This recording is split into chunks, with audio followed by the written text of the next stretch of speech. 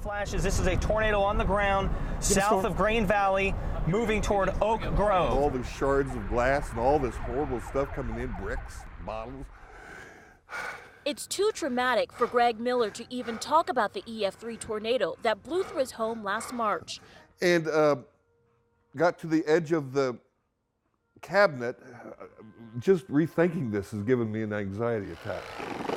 Oak Grove remains resilient. This is what the back of the house looked like, where you can see the 2x4 going through. The small town is recovering. A couple next door, they had nothing left at all. It just swept their house. Most of their house was over here in my yard. Still rebuilding. 2 weeks ago, Kathy Schaller came home sweet home. That's the first thing I bought.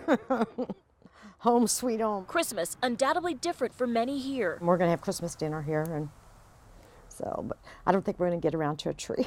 But the spirit of the community, untouchable. It was an unfortunate event, but those kind of things make you realize how lucky you are to live in a town like this.